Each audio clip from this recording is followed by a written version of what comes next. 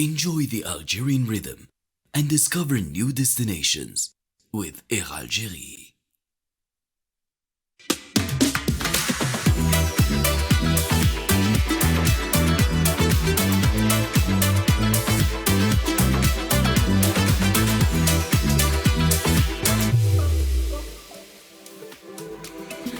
Bonsoir à toutes et à tous et bienvenue sur Al24 News pour ce nouveau numéro d'Hebdo Show. Je suis ravie de vous retrouver accompagné de mon équipe de chroniqueurs habituels, à commencer par Gamal Abina. Bonsoir Gamal. Bonsoir Nouhad, bonsoir tout le monde. Bonsoir également à Badis Nissa. Salam Azoul, bonsoir Nouhad. J'aime bien le fait que vous disiez ça en 3 langues, c'est pas mal. Bonsoir Faisal Mataoui. Bonsoir Nouhad, bonsoir Oussama. Il y a également Mehdi Rezar. Bonsoir Mehdi. Bonsoir Nouhad, bonsoir messieurs. Et bien évidemment, mesdames et messieurs, comme tous les samedis, vous le savez, Nariman Zekar nous rejoindra en dernière partie d'émission. Au sommaire de cette émission, mesdames et messieurs, journée mondiale de la liberté de la presse en ce 3 mai. Les médias, une arme stratégique dans le contexte mondial actuel. La création d'un front médiatique est aujourd'hui nécessaire. Et Nariman Zekar nous parlera des violations quotidiennes que subissent les journalistes dans le monde. Le 1er mai, le président de la République, M. Abdelmadjid Tebboune, s'est engagé à consolider la stabilité professionnelle et les acquis des salariés, et ce à l'occasion de la Journée internationale du travail. Nous en parlerons plus en détail. Nous parlerons également de ces manœuvres de grande ampleur menées par l'ANP à Ain Amenas. Une leçon et un message de plus à ceux qui envisageraient de s'attaquer à l'Algérie. Gaza toujours à feu et à sang. En plus des bombardements incessants, les Palestiniens font face à la famine. Nouvelle arme de guerre de l'entité sioniste. Et puis il s'appelait Aboubacar Sissé. Et il a été victime d'un acte terroriste. La France manifeste contre la montée de la haine anti-musulman et réclame la démission de Retailleau.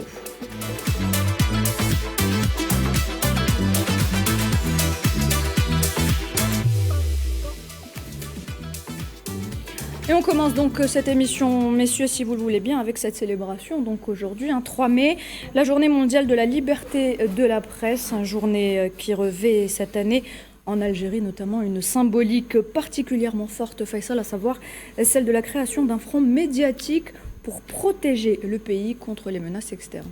Absolument, parce que les médias, on le constate aujourd'hui, on l'a constaté par le passé, mais aujourd'hui un peu plus, malgré l'existence de plateformes numériques, de réseaux sociaux qui sont devenus eux-mêmes des réseaux d'information. Les médias jouent un rôle important dans la mesure où ça apporte les messages d'une nation, d'un pays, ça apporte les aspirations d'un peuple, ça apporte aussi les politiques choisies par l'État en matière économique, en matière politique, en matière culturelle, diplomatique ou militaire.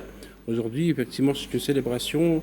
Le ministre de la Communication, M. Mohamed Meziane, a rappelé toutes les décisions prises par le président Tebboune et par les autorités pour consolider l'espace médiatique. Il a notamment parlé du front d'aide à la presse pour un peu consolider les médias qui existent, que ce soit les journaux, parce qu'on sait qu'il y a certains journaux qui souffrent, par exemple, de certaines difficultés économiques, des médias électroniques, mais également les télévisions et les médias et les autres médias aussi. Il s'agit aussi de renforcer la formation des journalistes, parce que vous savez, Nouhad, vous êtes vous-même journaliste, que nous avons besoin de réadapter les journalistes aux nouvelles technologies, notamment en matière audiovisuelle. C'est un grand défi, c'est aussi tous ces renforcements électroniques, techniques, technologiques, éducationnels contribuent à la consolidation du front médiatique national algérien. Parce qu'on sait aujourd'hui, vous l'avez dit, qu'il y a aussi des campagnes ciblées. On l'a constaté largement ces derniers mois, on en a parlé dans cette émission. À chaque fois, il y avait un angle, on choisit un angle. Tantôt on parle d'un écrivain emprisonné en Algérie, tantôt on parle des choix diplomatiques de l'Algérie, soutien des causes justes, le soutien du droit du peuple palestinien et du peuple sahraoui, tantôt on parle de l'économie.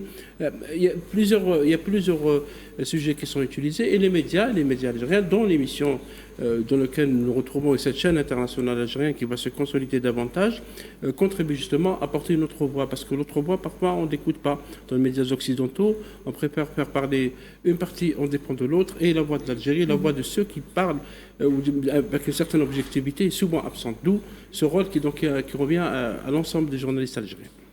Très bien. Très important aussi, Faisal a précisé, classement de la liberté de la presse pour l'année 2025 de RSF Reporters sans frontières, plus 13 places pour l'Algérie. Oui. D'accord, c'est important de le souligner aussi. Plus importante progression d'Afrique, du Moyen-Orient et du bassin méditerranéen, l'Algérie, pour l'année 2025 par rapport à l'année 2024. Donc nous consolidons la liberté d'écrire, de penser et de diffuser. C'est très important. L'Algérie nouvelle, c'est ça aussi, c'est de donner la liberté de transmettre l'information avec une conviction journalistique. Moi qui ne suis pas journaliste, je peux vous assurer que j'ai rencontré énormément de personnes de la profession et que je suis très fier de pouvoir participer à mon tout petit niveau, à collaborer avec d'éminents journalistes qui font un travail remarquable. Et quand ils sont surtout à l'étranger, dans des conditions assez difficiles, parce que quand un journaliste algérien va à l'étranger, et en l'occurrence en France, et ben justement on le met un peu de côté. Et je peux vous assurer que le professionnalisme des journalistes algériens est vraiment, vraiment à saluer sur ce plateau. Absolument, surtout que Reporters sans frontières, RSF n'a jamais été tendre avec l'Algérie par le passé. Donc quand tu vois plus 13 places et Gagner. meilleure progression d'Afrique, du Moyen-Orient et du bassin méditerranéen, c'est un message qui est donné à beaucoup de monde. C'est une reconnaissance, d'autant plus qu'en Algérie, il n'y a pas de journalistes en prison, contrairement à ce qui peut être rapporté ici et là, et que les journalistes, malgré tout, continuent de travailler, continuent de donner de l'information, que ce soit dans les journaux, dans la télévision. Il y a une pluralité médiatique qui est réelle en Algérie. Il y a plusieurs chaînes de télévision, des chaînes publiques, chaînes privées, des journaux privés, journaux publics.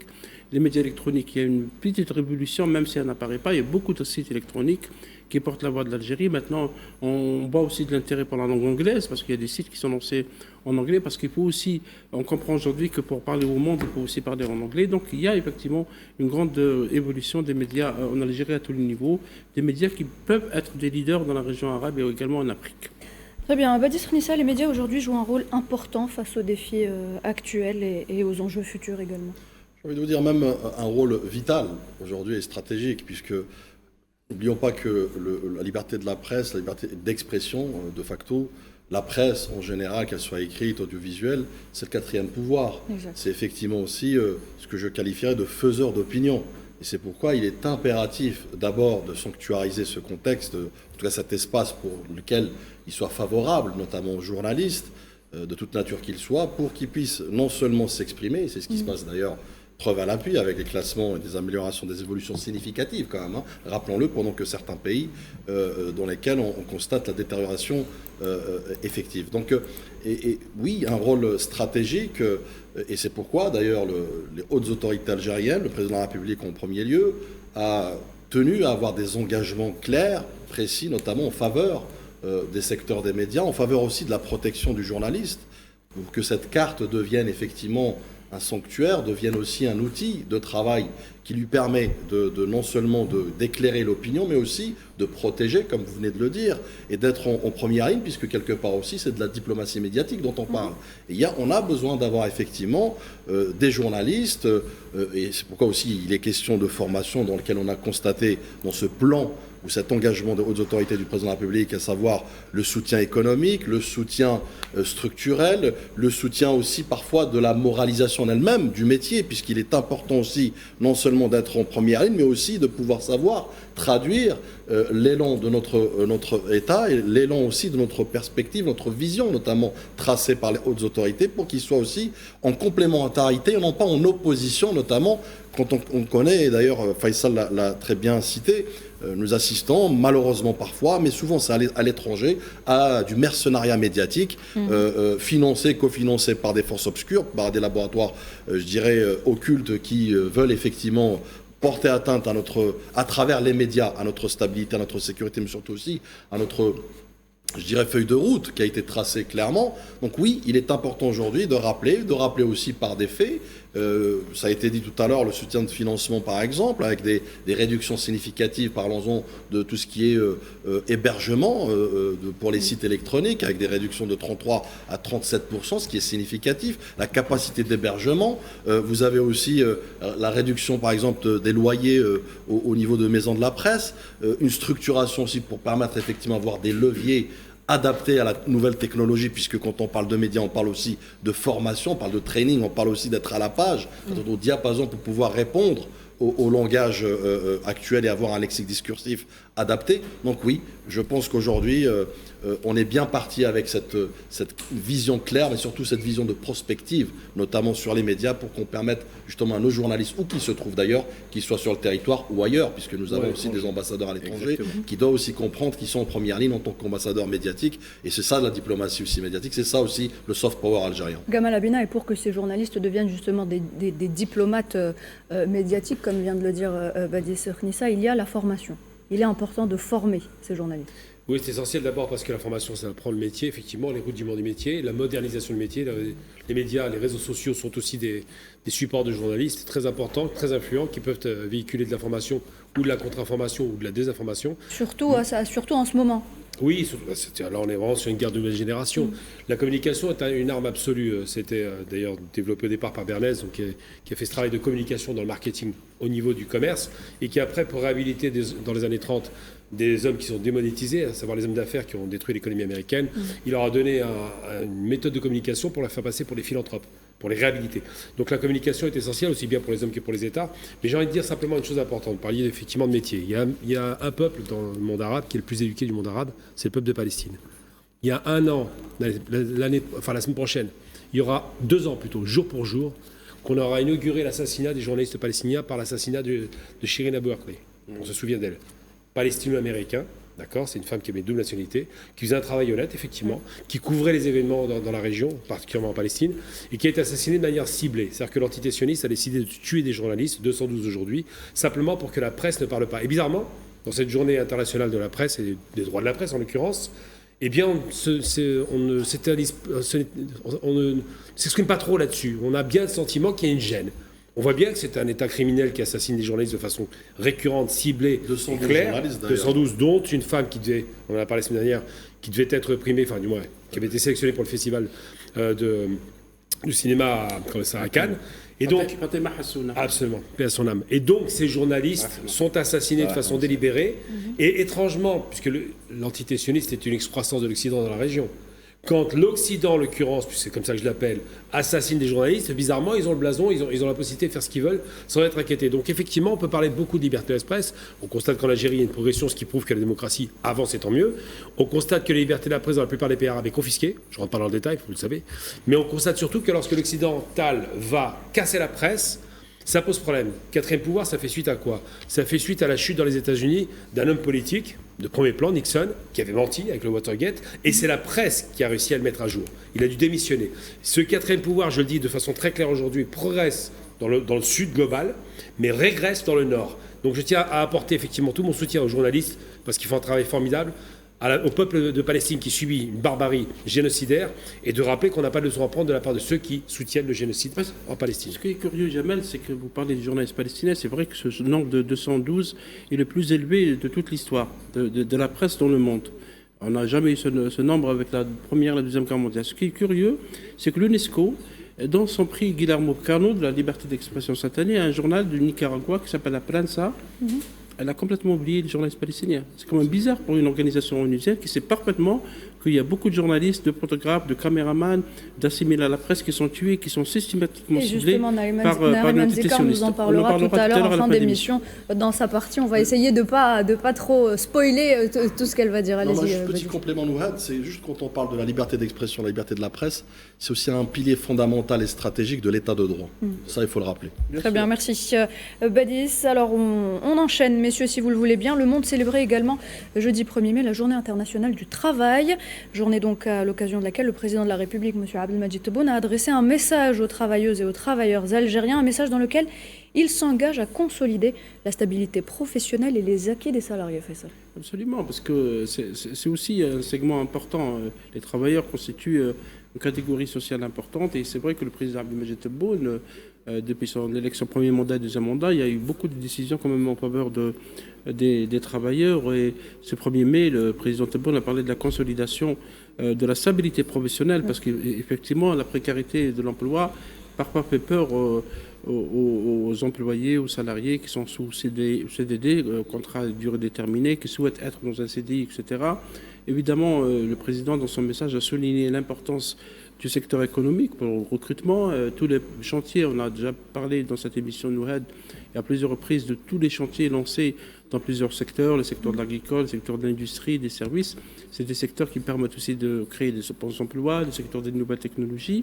Et le président, dans son message, a rappelé aussi les mesures qui ont été prises. C'est une demande du secteur des enseignants, parce que maintenant le congé de la maternité des enseignantes va être prolongé, et aussi la réduction de l'âge de départ à la retraite, qui est aussi une demande. Je me rappelle qu'il y a eu des débats il y a une dizaine d'années sur cette question, mais les revendications des travailleurs n'ont jamais abouti. Là, c'est le Conseil des ministres a décidé de cette décision donc qui est en faveur des corps enseignants, qui est aussi un métier très très difficile et très pénible. Et donc, en plus des mesures qui ont été prises par rapport aux réductions de augmentation des salaires, le plus beau métier du monde. Oui, être enseignant, ça vaut pour moi. Il n'y a pas meilleure profession au monde que d'être enseignant, parce que tu transmets le savoir, tu instruis des enfants, tu instruis des étudiants, et tu leur donnes surtout une sorte de direction dans leur vie, et tu essaies de leur inculquer justement la direction que doivent prendre leur vie. Donc que le président de la République donne cette décision et accorde justement un droit à la retraite plus jeune, d'accord, à des personnes qui ont tant mérité pour former l'élite algérienne et pour former, je rappelle, pour les personnes qui ne le savent pas, 250 000 diplômés de nos universités chaque année, donc 250 000 de personnes qui sortent chaque année de nos universités avec un diplôme en poche. Ces personnes méritent tout le respect que leur président leur accorde, et c'est ce qui est exceptionnel. Je vous rappelle que dans un pays pas si lointain, l'âge de la retraite a été relevé, oui. D'accord, où les gens doivent travailler encore plus longtemps, ouais. Peu importe le secteur d'activité où ils sont.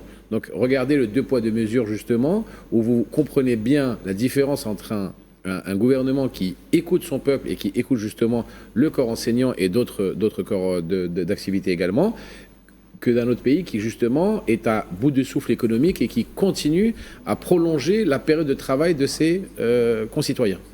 Très bien. Badis, je me tourne vers vous. Il est aujourd'hui nécessaire, selon vous, que les travailleurs algériens se mobilisent pour défendre les intérêts de la patrie. Donc, le président de la République répond, si on veut, à leurs attentes, mais eux, de leur côté, ils doivent se mobiliser justement pour l'intérêt de la patrie. Je pense que la fête du 1er mai, la fête du travail notamment, qui a été marquée à jamais, notamment en matière de rapport entre les hautes autorités, le président de la République, Abdelmajid Tebboune, qui a donné d'ailleurs un élan assez particulier depuis sa prise de fonction avec justement le monde du travail, le monde actif, puisque rappelons-le que c'est le réacteur lui-même de l'économie d'un pays, et de l'économie aujourd'hui, en l'occurrence de l'Algérie. Donc il est impératif de renforcer ce rapport, de le consolider, et surtout de le préserver, de le protéger. Et j'ai envie de vous dire que le monde du travail lui rend bien, puisque nous avons évoqué dans ce plateau plusieurs fois quelques jalons économiques qui ont été parachevés. C'est justement grâce au génie algérien, grâce à l'engagement des travailleurs algériens, tous secteurs confondus. Donc j'ai envie de vous dire, il y a un rapport intrinsèque entre les deux. Et c'est ce qui fait d'ailleurs aujourd'hui la force de l'Algérie nouvelle. Et puis, il faut aussi rappeler qu'il y a plusieurs réformes structurelles majeures, notamment de la part du président de la République, pour justement faciliter ce rapport et surtout laisser exprimer, encore une fois, l'employeur, le travailleur algérien. Je m'explique, il y a certains jalons, par exemple, sur le dialogue social, parlons-en. Le président de la République, Abdelmajid Tebboune, tient vraiment, je dirais, accorde une importance stratégique au dialogue social. Et d'ailleurs, il a encouragé les syndicats à s'organiser, à se structurer. Ce qui n'est pas le cas en France, Badis. Absolument. Vu les manifestations du 1er mai avec tous les affrontements. Je vous rappelle, excuse-moi Badis, je te coupe et je te laisse finir. Je vous rappelle juste une chose, que les affrontements qu'il y a eu lors de les manifestations du 1er mai en France, une grande partie était due à la contestation de la loi de la retraite, qui a été signée en 49.3. Le 49.3, ça veut dire sans consultation des parlementaires et sans vote des parlementaires. Donc une loi antidémocratique. Donc vous imaginez que vous êtes dans un pays qui se dit 5e, 6e, 7e puissance mondiale et qui rallonge l'âge à la retraite sans consulter son Parlement, donc sans consulter le peuple. Quand on ne consulte pas le Parlement, quand on fait un 49.3, c'est un passage forcé.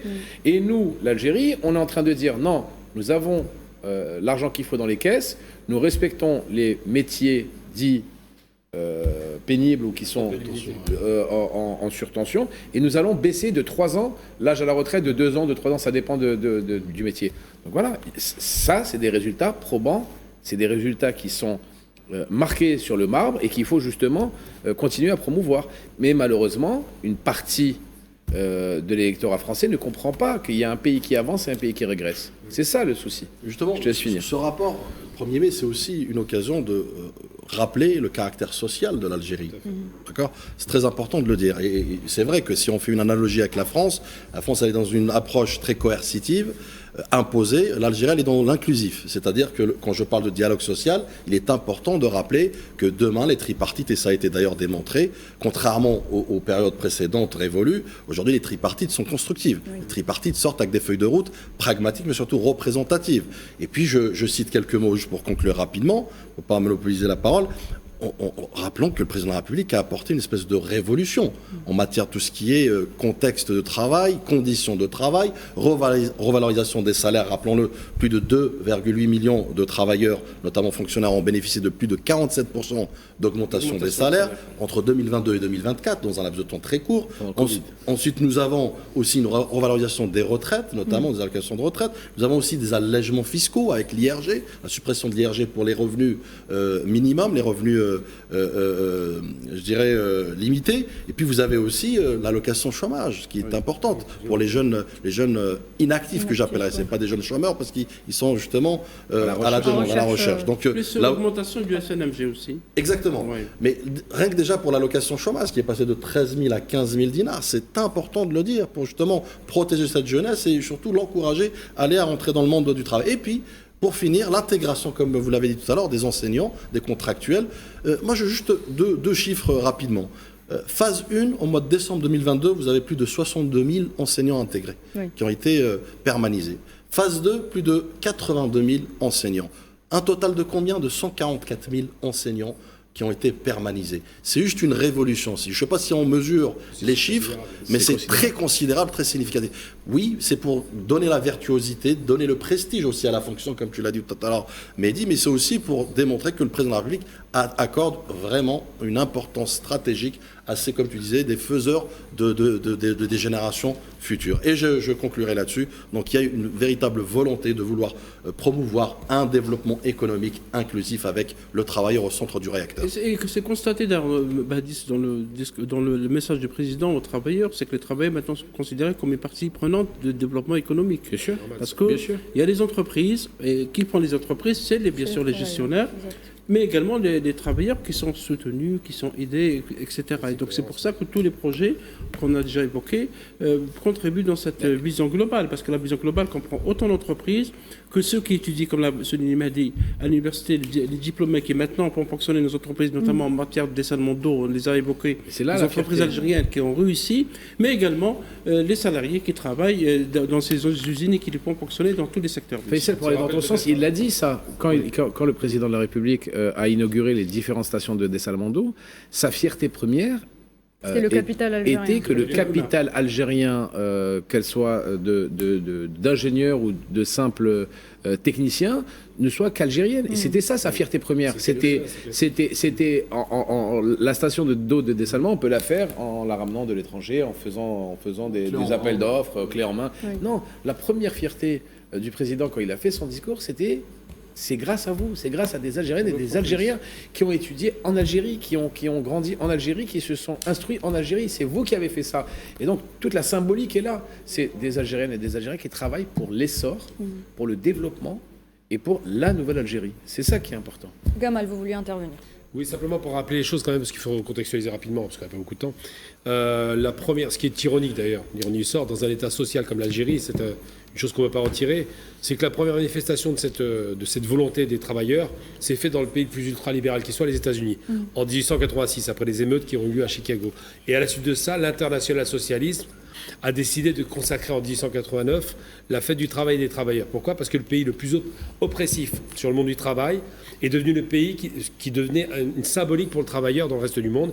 Les conséquences directes, ça a été quoi ? Le marxisme, le léninisme, l'arrivée des soviets et un état social qui a touché plutôt le sud dans le monde, dans ce sud global, qui a touché plutôt le sud et qui a fait en sorte qu'effectivement les gens soient respectés dans leur travail. Très important, Gamal, aussi, quelque chose qui ne nous concerne pas nous en tant qu'hommes, mais qui va peut-être concerner Nouhed dans pas longtemps. Le congé de maternité a été porté à 5 mois pour toutes les femmes.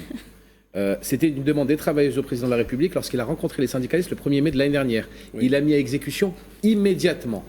Immédiatement, il leur a dit « Ok, je comprends, donc le congé de maternité porté à 5 mois. » Autre chose, le congé de maternité peut être porté à 1 an si le nouveau-né souffre d'une maladie chronique. Je vous rappelle qu'en France, le congé de maternité pour les femmes qui sont salariées est de 2 semaines, je crois. 21 jours. 21 jours, ça. Donc, regardez la différence. Donc, c'est très important de savoir tout ça. Il n'en a pas fait, il n'a pas dit, OK, je vais y réfléchir ou quoi que ce soit. Ils lui ont demandé le 1er mai de l'année dernière, 2024. Ça a été mis en action et mis en exécution immédiatement. Donc, la femme, quand elle travaille et qu'elle accouche, elle a 5 mois son congé de maternité. Si son enfant est atteint d'une maladie chronique, son congé de maternité peut atteindre un an. De justice aussi. Excusez-moi. Absolument. Et dans la loi du travail algérienne, Mahdi m'a dit, c'est que la loi algérienne ne fait pas de différence dans les salaires entre l'homme et la femme. Oui, ça, c'est contrairement vrai, à beaucoup de pays occidentaux qui nous donnent des leçons en matière de droits de femmes, etc. Les femmes et les hommes dans des pays comme la France ou l'Allemagne ou les États-Unis ne sont pas payés de la même manière. La parité homme-femme, la parité, voilà, ça c'est très important. La retraite des enseignants, quand on parle de la retraite des enseignants, que l'âge de départ est réduit de 3 ans. Très bien, on vient de le dire, il n'y a pas de souci. Mais ce qui est très important, c'est quoi le sujet numéro 1 des salariés en France ? C'est la différence de parité entre les hommes et les femmes. Il n'y a pas de différence de parité entre les hommes et les femmes en Algérie. Le salaire de la femme est équivalent au salaire de l'homme. C'est le même salaire. Donc c'est qui le pays qui est un pays développé ? C'est qui les pays qui respectent la femme en matière de droits ? En matière de droits social, de droits salarial, de droits économiques. C'est quoi ? C'est qui ? Posez-vous la bonne question. Eh bien, c'est sur ces mots, mesdames et messieurs, qu'on part en pub. On revient dans quelques instants.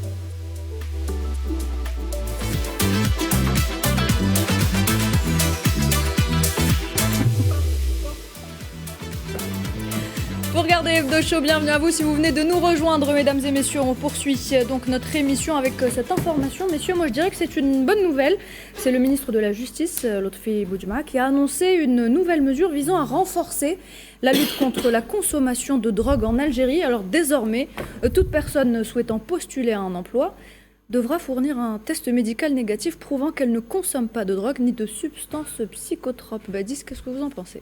Non, mais c'est très important, parce que cela reflète effectivement aujourd'hui le défi que nous vivons, à savoir ce fléau social et sociétal, à savoir le narcotrafic. Le narcotrafic aujourd'hui, ce n'est plus une question de business, notamment de drogue dure ou autre, ou même de grande criminalité. C'est une guerre ouverte, menée, même si c'est un fléau mondial, même si certains considèrent que l'Algérie, par sa zone, sa localisation géographique, elle fait fi de...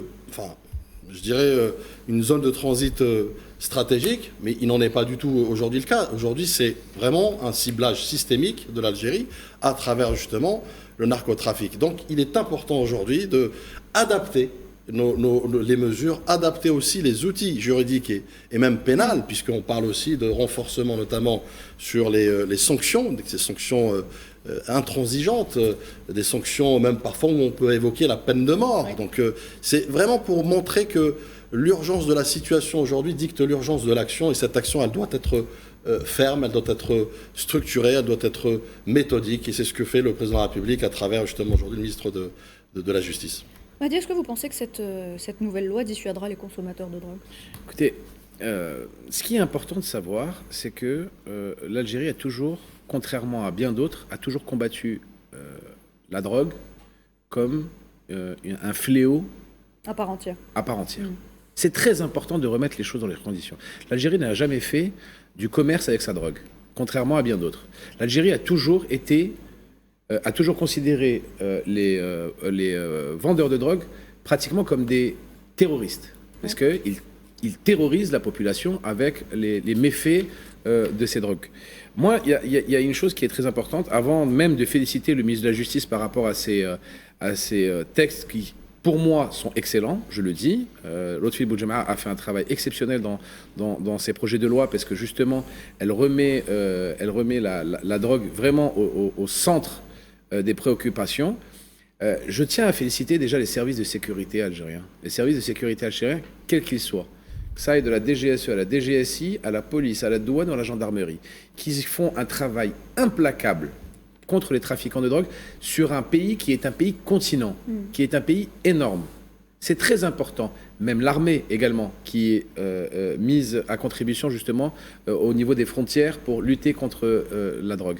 On sait très bien qu'à un moment, la drogue rentrait à partir de la Libye et de la basse Libye, justement pour essayer de rentrer massivement. Les militaires ont fait le travail, les gendarmes ont fait le travail, les douaniers ont fait le travail pour justement contrecarrer tout ça. Ce qui est très important aussi à savoir, c'est on n'a pas réussi à déstabiliser l'Algérie sur un plan de vue militaire. C'est vrai. On n'a pas réussi à déstabiliser l'Algérie sur un plan de vue financier, parce qu'on est indépendant également financièrement, on ne doit rien à personne. Quand tu as des quantités de drogue qui rentrent comme ça, c'est pour déstabiliser la plus belle richesse de l'Algérie. La plus belle richesse de l'Algérie, en 2025, c'est pas le gaz, c'est pas le pétrole, c'est sa jeunesse. C'est sa jeunesse. Remettons, s'il vous plaît, les choses dans leur contexte. Il y a des entités qui veulent absolument déstabiliser notre jeunesse. Grâce au travail, je le dis, je le répète, de notre ministre de la Justice, des forces de sécurité, quelles qu'elles soient, toutes forces de sécurité confondues, nous allons vaincre ce fléau, parce que la drogue est un fléau, est un fléau massif. Et je suis d'accord pour considérer les dealers de drogue comme des terroristes à part entière. Mahdi, le marché de la drogue dans le monde, c'est le deuxième marché après celui des armes. Et avant celui du pétrole, c'est de 500 à 600 milliards de dollars annuellement. Et l'Algérie, effectivement, était devenue un pays cible depuis les 10 dernières années, parce que si vous analysez les chiffres donnés notamment par l'OPIS, qui est en charge de la lutte contre la drogue, et tous les services de sécurité, parce que cycliquement, les gendarmeries nationales, la DGSN, Direction générale de la Sûreté nationale, ou les autres services donnent donc des statistiques, et les statistiques sont vraiment choquantes. Parce que la consommation des psychotropes, notamment par exemple, il y a un médicament qui traite l'épilepsie, qui est utilisé massivement comme drogue, comme ça s'appelle l'Erica, qui est utilisé massivement et qui a donc des conséquences sur la santé terribles. Et c'est consommé surtout par les jeunes et par des jeunes en première adolescence. Parce que le constat fait par plusieurs services, c'est la première consommation. Ça devient, comme l'a dit Mahdi, c'est devenu un problème de sécurité nationale. Bien sûr. Parce que la drogue, maintenant, est en train de menacer la cohésion sociale. C'est plus un fléau social, mais c'est un fléau sécuritaire, d'où la contribution de tous les services de sécurité, parce que c'est un travail acharné. Qu'ils font un travail justement de cohésion et de coordination. Oui, absolument. Moi, quand notre direction générale de la sécurité extérieure travaille avec notre direction générale de la sécurité intérieure, avec l'armée, parce qu'ils ont des informations que des drogues viennent de l'étranger, ça... Bravo, chapeau bas. Mais il faut savoir le dire. Chapeau bas à nos services de sécurité où on a des résultats exceptionnels. On a des résultats justement d'arrêt, je ne sais pas comment on dit, d'interpellation, voilà, et de saisie de drogue qui sont juste exceptionnels, alors que nous ne sommes pas un pays producteur. Absolument. Justement, nous ne sommes pas un pays producteur. Je poursuis Mahdi, si vous voulez. On prendra qui pourra. Je pense qu'on peut dire les choses. Quel pays aurait intérêt à voir l'Algérie tomber et crouler sous ce fléau, clairement? Tous les rapports mondiaux mentionnent le Maroc comme un grand producteur de cannabis. C'est des rapports internationaux très crédibles. Et la grande partie du kiff, notamment, ou le cannabis, qui a plusieurs variantes, la résine, les graines, l'huile, etc., provient de ce pays, pas uniquement vers l'Algérie, mais également vers les pays de l'Europe occidentale, comme l'Italie, l'Espagne et le Portugal. Il faut noter aussi que dernièrement, Mahdi a parlé du grand travail fait par les services de sécurité, et le démantèlement de grands réseaux, notamment à Alger, dernièrement, avec presque 1000 kg de cannabis. Il y a aussi un réseau qui a été démantelé à Oran et à Alger aussi avec de la cocaïne, parce que maintenant il y a de tout. Il y a le trafic Il y d'ecstasy a de l'héroïne, il y a de l'opium, il y a de la cocaïne, il y a de l'ecstasy, il y a aussi les psychotropes. Les psychotropes entrent surtout des frontières de l'Est et du Sud-Est, m'a dit parler de la Libye, parce qu'il paraît qu'il y a des usines qui sont destinées vers l'Algérie, notamment au nord libyen, pour justement cibler la jeunesse algérienne. Donc ça devient réellement un problème de sécurité. Alors il y a peut-être la Libye, mais il y a également le Maroc. Le Maroc, exportateur moi j'aimerais mondial, bien qu'on aille au bout de la réflexion, Faisal. Quand on parle du Maroc, c'est pas quand comme ça a été présenté, c'est comme s'il subissait ce fléau. Non, c'est un État narcotrafiquant. Exactement. Clairement. C'est un producteur. Un État narcotrafiquant dont l'économie est basée d'ailleurs sur ce secteur-là. Donc c'est très important de le dire. Et d'ailleurs, il l'exporte d'une manière significative vers l'étranger et en premier lieu l'Algérie. Et fièrement. Et fièrement en plus. Moi, juste quelques chiffres éloquents. 2024, 36,8 tonnes de kiff traités, saisis et détruits. Saisis et détruits, voilà, ça, bravo. Très important. 631 kilos de cocaïne, donc on parle de drogue dure. C'est énorme, hein. 25 millions de comprimés psychotropes. C'est pour vous dire qu'effectivement là, ce n'est plus un trafic de drogue, c'est une guerre ouverte contre les intérêts de l'Algérie, à savoir son capital humain, à savoir sa jeunesse, pour la déstabiliser. Et puis pour conclure peut-être, aujourd'hui c'est au-delà de s'adapter au réseau, notamment puisque ce réseau est en perpétuelle mutation avec les technologies, ils essayent tant bien que mal d'essayer de se soustraire des contrôles, nous l'avons vu, mais c'est mal connaître, comme tu dis, les corps de sécurité algériens qui sont aux aguets nuit et jour, et il faut considérer ça comme aussi une menace sérieuse, non seulement pour la sécurité nationale, mais aussi pour la stabilité régionale, puisqu'on parle aussi de grand banditisme et de la grande criminalité qui dépasse les frontières, et Dieu seul sait que nous avons plusieurs milliers de frontières qu'il faudra sécuriser. Gamal, il y a un lien aujourd'hui entre le narcotrafic et le terrorisme dans la région. Oui, il y a un lien, parce qu'on sait que déjà dans le Sahel, la plupart des organisations terroristes se financent pour partie par la drogue, par la criminalité. Mais je dirais simplement que c'est un principe de criminalité absolue. Ouais. Et le terrorisme est aussi une criminalité. On a tendance à vouloir faire une sorte d'ogre, c'est aussi une criminalité. Ce sont des criminels qui ont des visées politiques. Mais il faut rappeler une chose importante. Il y a eu plus de 100 000 interventions contre la drogue, 96 797 en 2022, par rapport aux forces de sécurité algériennes. Il faut rappeler que, et ça a été dit plusieurs fois, mais c'est important de mettre l'accent dessus, pour détruire une nation, il faut détruire sa fine fleur, sa réussite, sa jeunesse. Or, par exemple, la Chine a subi, de la part d'une des plus grandes dealers de la planète, à savoir la reine d'Angleterre Victoria, il faut donner les noms, il ne faut pas hésiter. Victoria était un dealer sur pattes, qui avait été contacté par l'empereur de Chine, lui a demandé d'arrêter ces exportations de drogue. À l'époque, c'était l'opium. C'est la guerre de l'opium. Absolument, ça donnait les guerres de l'opium. Ouais. Elle cherchait un prétexte pour prendre pied en Chine pour du commerce. Et donc, il a demandé de le faire de façon honorable. Elle lui a répondu par le mépris. Et elle a augmenté la production de drogue en Chine. Au bout d'un moment, un pays qui a multimillénaire, a fini par s'effondrer parce que toute son intelligence et toute sa jeunesse était en train de se droguer dans des salles consacrées par millions. Donc la drogue est une arme de destruction massive que même les États-Unis et la DEA sont incapables d'arrêter. C'est une véritable guerre qui est menée par des organisations très structurées et très armées. Et surtout, il y a l'autre danger, et il faut en parler, parce que ça n'a pas été évoqué de suite à Badis. L'autre danger, c'est les drogues de synthèse. Ouais. Ça, c'est encore pire que les drogues, entre guillemets, naturelles. Parce que le kiff traité, ça reste des plantes. On reste dans de la drogue connue, dont les effets sont destructeurs sur le cerveau, sur la santé. Mais les drogues transformées, comme ce qu'on a vu aux États-Unis, des phénomènes massifs, eh bien, sont des drogues inquiétantes. Mais les fameuses drogues de synthèse, qui ont été inventées par les Allemands d'ailleurs, aujourd'hui sont exportées massivement aussi vers l'Algérie pour deux raisons.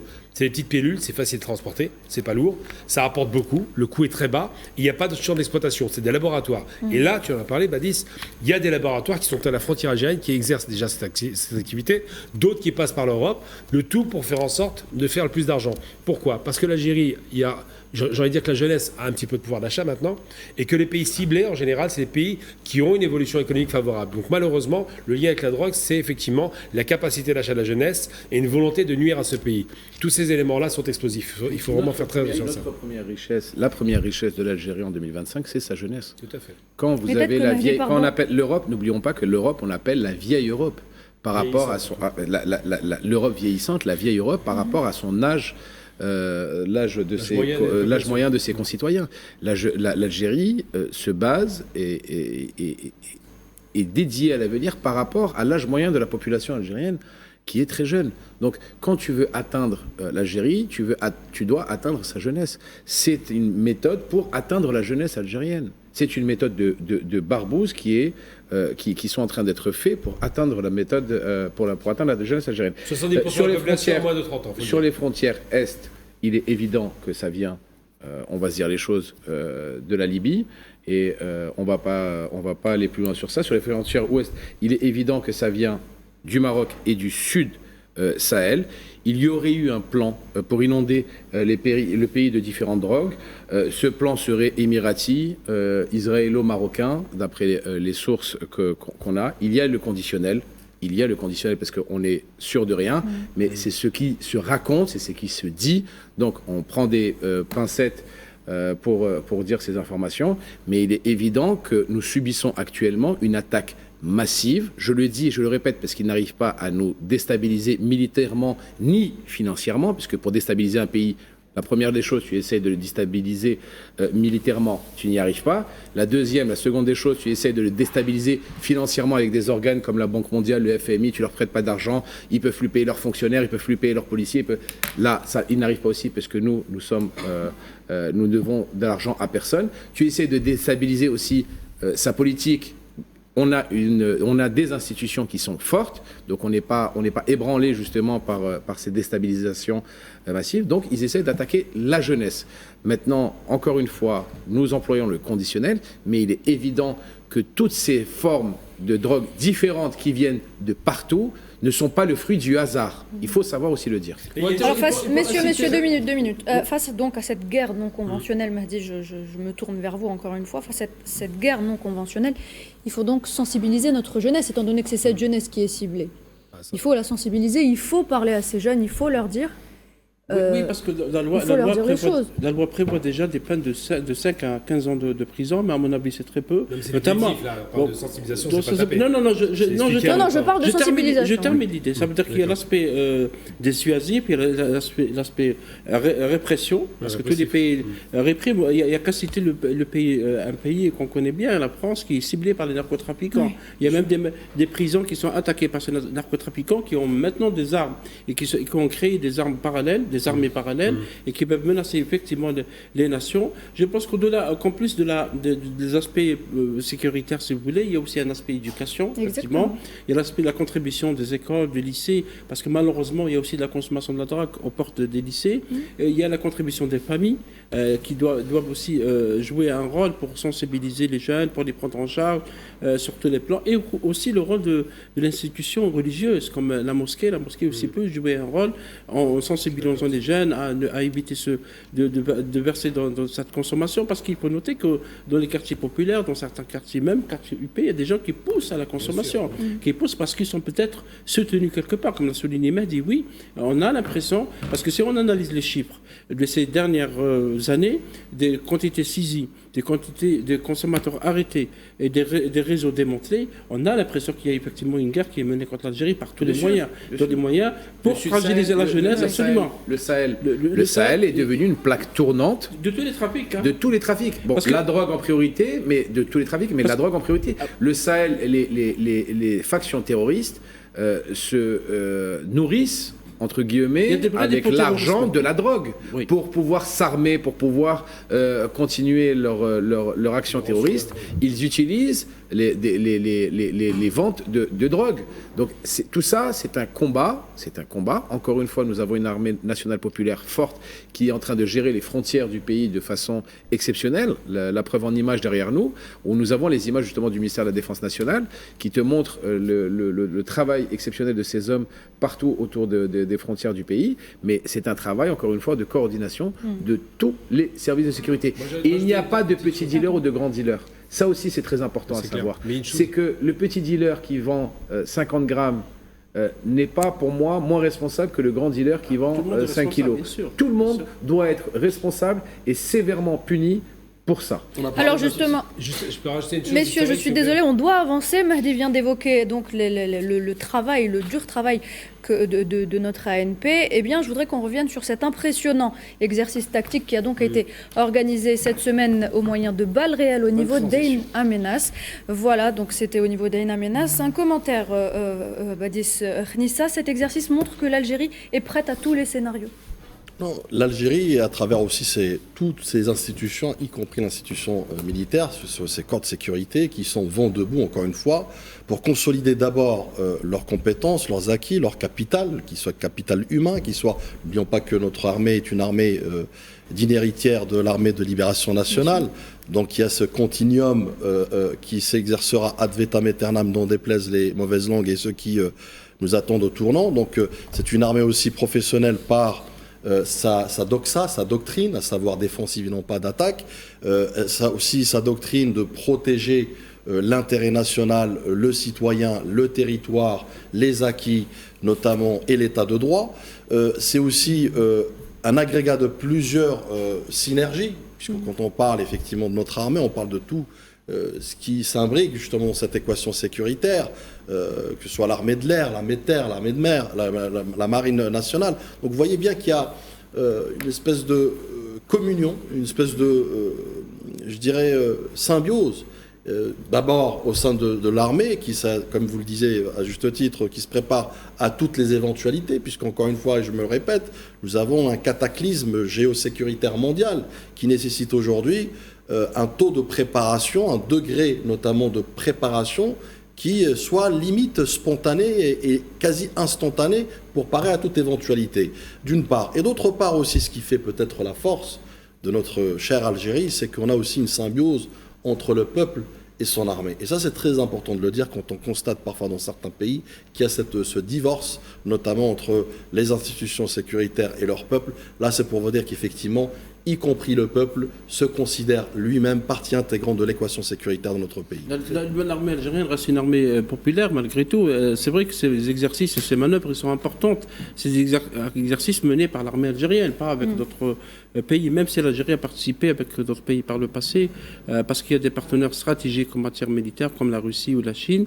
Et les États-Unis aussi, parce que le patron de l'AFRICOM, le commandement de l'Afrique américain en Afrique, a visité l'Algérie 3 fois parce qu'il y a des relations effectivement stratégiques avec ce pays, avec d'autres partenaires aussi.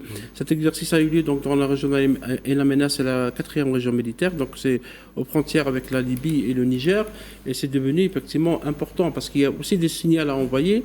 La loi sur la mobilisation générale doit passer au Parlement. On a longuement parlé de cette loi. D'ailleurs, les détails sur cette loi ont été présentés cette semaine par le ministre de la Justice. Absolument, parce que c'est une loi qui est contenue dans l'article de la Constitution. Donc il fallait préparer cette loi. C'est des messages aussi à ceux qui voudraient bien comprendre que l'Algérie n'est pas une proie facile. Et l'Algérie a une armée organisée, une armée l'une des plus fortes en Afrique et dans le monde arabe et aussi au monde.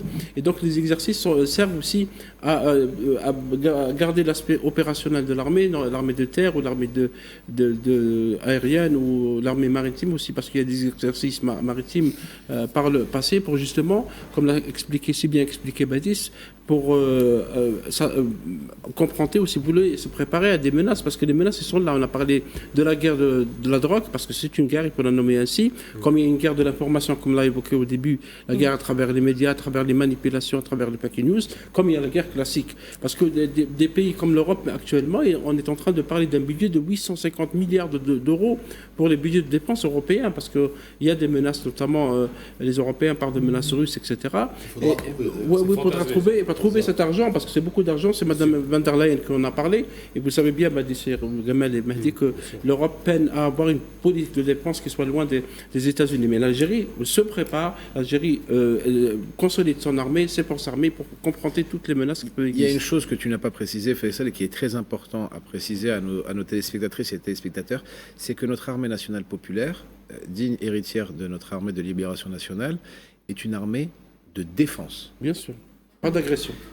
Nous n'avons pas une armée expansionniste avec des velléités expansionnistes. Nous n'avons pas une armée qui veut des territoires qui ne sont pas à elle. On a une armée qui ne veut que défendre la souveraineté de son État. C'est très important aussi à savoir. Et quand on me parle d'une démonstration de force, comme j'ai pu lire sur différents canaux, pour moi, ce n'est pas une démonstration de force, parce que là, ce qui est représenté sur les images, c'est que 10 ou 15% de la valeur réelle de notre armée nationale. C'est une démonstration, moi je vais te dire, c'est une démonstration de tranquillité. Oui, dissuasive. C'est pas de force, c'est une démonstration de tranquillité. De capacité, de peut-être. capacité pour dire, ne vous inquiétez pas, nous sommes garants de notre souveraineté et nous avons les hommes, les femmes, les hommes, et le matériel pour garantir la souveraineté de notre pays. Ouais. C'est très important. J'aimerais bien en parler d'ailleurs. Parce que Gamal, est-ce que c'est un message à ceux qui envisageraient de s'attaquer à l'Algérie? Bon, déjà, si quelqu'un veut s'attaquer à l'Algérie, il faut vraiment qu'ils soient un peu suicidaires parce que les moyens maintenant de défense sont au rendez-vous. Il y en a. Hein. Oui, mais ça s'appelle des fous, je veux dire, il faut être un peu sérieux. On a tenté, on a testé, mais en réalité, dans l'absolu, d'abord, l'Algérie s'est fondée par les libérations nationales avec une armée qui était une armée peu équipée. La victoire est au bout du fusil. Ensuite, il y a eu des tentatives d'agression, ça s'est réglé très rapidement, parce que les Algériens sont déterminés. Ce qui compte dans une armée et dans un pays, c'est le moral, la conviction et l'attachement du peuple. Or, c'est une armée nationale, comme on l'a dit, de conscrits. On appelle les gens à faire l'armée. Et donc, vouloir attaquer l'Algérie, c'est vouloir attaquer un peuple. C'est la réalité. Second aspect, c'est que l'Algérie a fait quelque chose d'une migration. Dans les années 80-90, on s'était affaibli malheureusement, et beaucoup affaibli, avec du matériel obsolète militaire russe qui était de mauvaise qualité. 2000, 2010, 2020 jusqu'à aujourd'hui. On a quand même combattu le terrorisme et vaincu le terrorisme. Oui, on a combattu le terrorisme. Grâce aux hommes et aux femmes algériennes et sans l'aide de personne. La détermination des hommes, c'est une chose et ça a coûté cher. Mais en termes militaires stricto sensu, il a fallu améliorer. Aujourd'hui, c'est vrai qu'on a un saut qualitatif. Si vous allez sur Global Firepower, par exemple, on est classé 26e. Mais ça, c'est un classement global. Par contre, par corps de métier, on se retrouve dans certains métiers, par exemple la marine, on est numéro 1 d'Afrique. Hein. C'est pas rien. On a 6 sous-marins, on a des frégates, on est très équipés. Dans le renseignement, on est très équipés aussi. Ça, c'est l'expérience de 90. Donc, il faut comprendre une chose, c'est qu'aujourd'hui, il faut d'abord des hommes déterminés, du matériel de qualité, du renseignement et une volonté farouche de défense, c'est vrai, il faut le rappeler. Donc l'Algérie, si jamais quelqu'un vient l'agresser, c'est tout un peuple qui se dresse derrière elle parce qu'on a connu 132 ans de barbarie coloniale. Comme un seul homme. Tout à fait. Bravo. Donc c'est important de rappeler qu'aujourd'hui, je pense personnellement que le pays est en sécurité et je ne m'inquiète pas sur l'évolution des capacités défensives de l'Algérie. Parce que l'instabilité nous entoure. Les ministres des Affaires étrangères des pays du Sahel, le Mali, le Niger et le Burkina Faso sont allés voir le roi du Maroc qui leur a promis, bien sûr, une chimère d'ouvrir une route vers l'océan Pacifique alors qu'il faut passer par l'océan Atlantique. Il faut passer par la Mauritanie ou l'Algérie ou le Sahara occidental qui est un territoire à décoloniser. Donc on peut considérer ça comme une menace. Mais l'Algérie, comme l'a souligné Mahdi Kamel, n'est pas un pays agressif. L'Algérie n'a jamais envahi des terres étrangères. Elle a toujours défendu courageusement son territoire durant la guerre de libération nationale et aussi durant la guerre contre le terrorisme. Et là, nous menons d'autres guerres sous d'autres formes. Justement, messieurs, après la pause, nous allons parler du Sahara occidental, de la Mauritanie et de toute la région sahélienne. Je vous propose une petite page de pub et on revient dans quelques instants.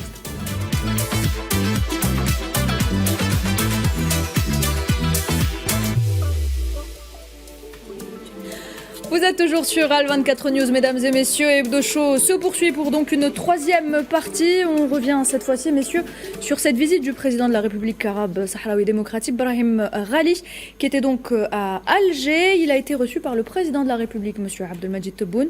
L'occasion, bien évidemment, de revenir sur les relations bilatérales entre ces deux pays frères et amis, mais aussi de réaffirmer une fois de plus l'attachement de l'Algérie au droit du peuple sahraoui à l'autodétermination. Badis. Tout à fait. D'ailleurs, la question du Sahara occidental est inscrite dans l'agenda des Nations Unies comme une question de décolonisation. Exact. Il est important de le rappeler.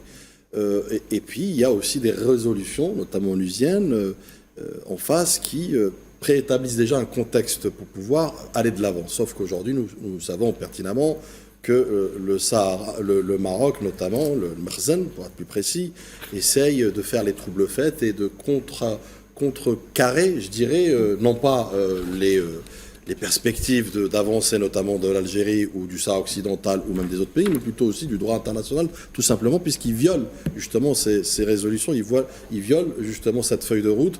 Et il n'y a qu'à voir effectivement le travail de Mistura, par exemple, avec la Minourso, qui subit une résistance farouche, notamment, mais surtout illégale de la part du Merzen, alors que la solution est très simple, j'ai envie de vous dire. Sauf que simplicité, aujourd'hui, nous avons aussi des souffrances, des affres, simplement d'un projet colonial, puisque, et là aussi on voit une certaine analogie entre la colonisation marocaine et la colonisation sioniste. Donc, ceci explique cela. Donc, il y a une certaine complémentarité en matière des outils, en matière de levier, pour justement maintenir ce statu quo, j'ai envie de vous dire, mais sur lequel, encore une fois, tout un peuple en souffre. La parole, justement, est-ce que vous pensez que l'Algérie occupe aujourd'hui un rôle de leader dans la stabilité de la région?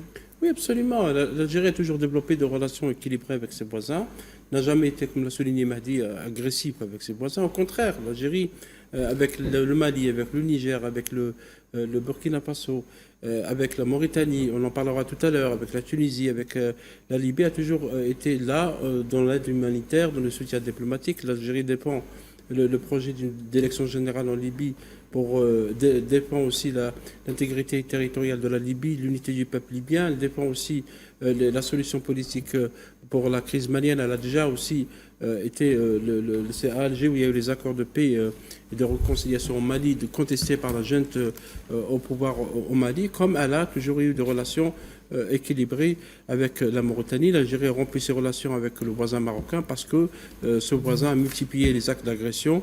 Il a multiplié notamment après s'être allié avec l'entité sioniste, pensant qu'avec cette entité, il va renforcer son diplomatie ou son pouvoir, entre guillemets. Et c'est vrai, comme l'a souligné Badis, la question du Sahara occidental n'est pas une question algérienne, c'est une question qui dépend du droit international. Oui, c'est un conflit actif qui dure depuis 4 ans, une guerre active qui dure donc depuis 4 ans. Ça ne s'arrête pas, en fait, finalement, depuis la rupture donc, du cessez-le-feu. Faisal Mattawi, Mahdi, l'Algérie maintient aujourd'hui une position constante quant au soutien défectible aux causes justes de par le monde. On parle du Sahara occidental, mais on parle également de la Palestine. Écoutez, l'Algérie est un pays qui se réfère au droit international. L'Algérie a signé, ratifié toutes les conventions onusiennes depuis 1962 pour justement être un État qui respecte scrupuleusement l'Organisation des Nations Unies, à la ligne. Ne demandez pas à l'Algérie, qui a perdu plus de 5 millions de personnes entre 1830 et 1962, dont 1 500 000 chouhada entre 1954 et 1962, de tourner le dos à l'ADN, au principe fondamental de comment voit chaque Algérienne et chaque Algérien le monde de demain. L'Algérie, les Algériennes et les Algériens ont toujours eu comme principe, ont toujours eu comme passion, justement, l'indépendance, et ça a coûté énormément de vies humaines, de chouhada, Allah alayhim, à notre beau et grand pays. Donc l'Algérie ne peut pas faire l'aveugle quand elle voit comme ce qui se passe en Palestine ou comme ce qui se passe justement au Sahara occidental, des personnes qui sont malheureusement, qui vivent sous l'oppression. Voilà, c'est aussi simple que ça. L'Algérie n'a pas de velléité expansionniste pour prendre des terres du Sahara occidental ou pour prendre des terres dans n'importe quel pays, que ce soit l'Algérie, veut juste que les pays se réfèrent aux droits internationaux et que le droit international soit respecté partout dans le monde. Très bien, alors messieurs, on rappelle également que l'Algérie a de bonnes relations avec les pays du voisinage. Je parle notamment de la Mauritanie et à la 7e édition de la foire des produits algériens qui se tient donc à Nouakchott. Elle sera organisée du 22 au 28 mai 2025. C'est un événement destiné à mettre en avant la production nationale. Oui, on l'a souvent dit dans cette émission, le Made in Algeria a le vent en poupe.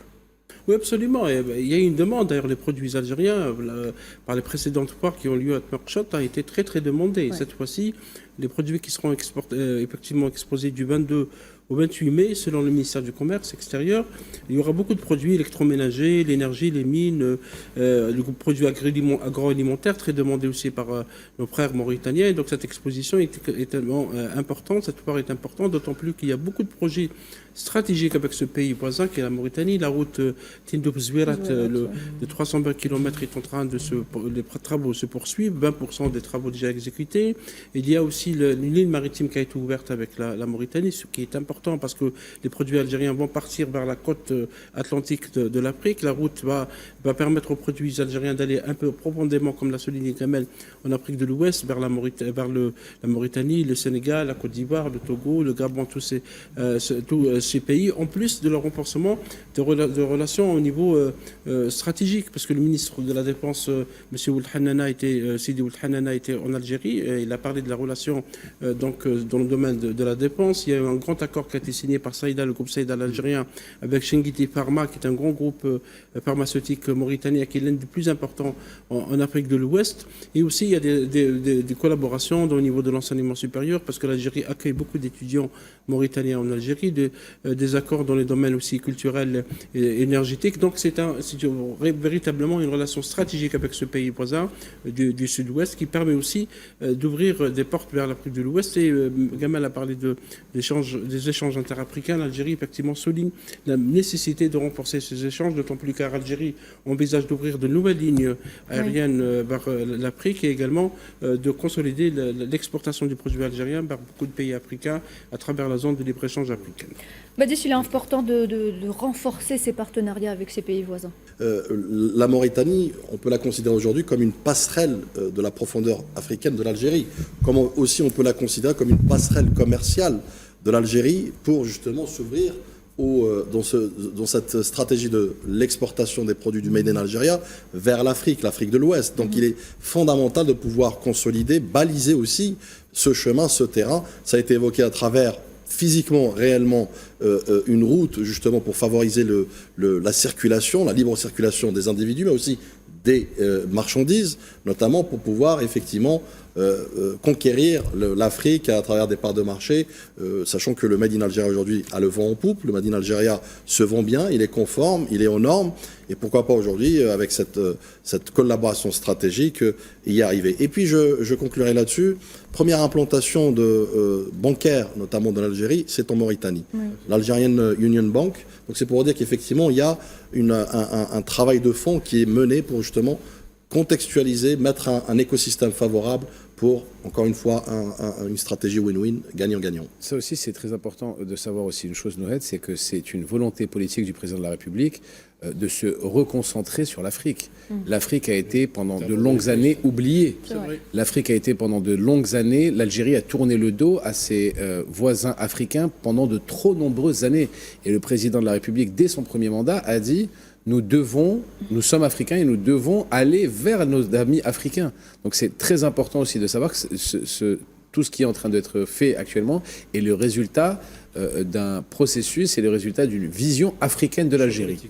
Très bien. Alors messieurs, je voudrais à présent, si vous le voulez bien, qu'on consacre les 10-12 prochaines minutes, avant donc que Nariman nous rejoigne autour de la table, qu'on les consacre donc à Gaza et aux atrocités que subit le peuple palestinien depuis plusieurs mois, plus de 52 000 martyrs, en majorité des femmes et des enfants. On ne cessera de le rappeler, c'est sans compter les disparus sous les décombres. Et aujourd'hui, il y a la famine qui s'ajoute également au bombardement incessant, 2 mois de siège de l'entité sioniste qui empêche toute aide humanitaire d'entrer dans l'enclave palestinienne. Gamal Abina, 2 millions de Palestiniens de Gaza risquent de mourir de faim s'ils ne sont pas tués par ces bombardements. La volonté sioniste, c'est d'exterminer complètement ce peuple palestinien. En préambule, je commence d'abord par une chose. Je réaffirme encore une fois mon soutien à cette marche qui va être organisée en Égypte à destination de Rafah pour forcer l'ouverture de la frontière.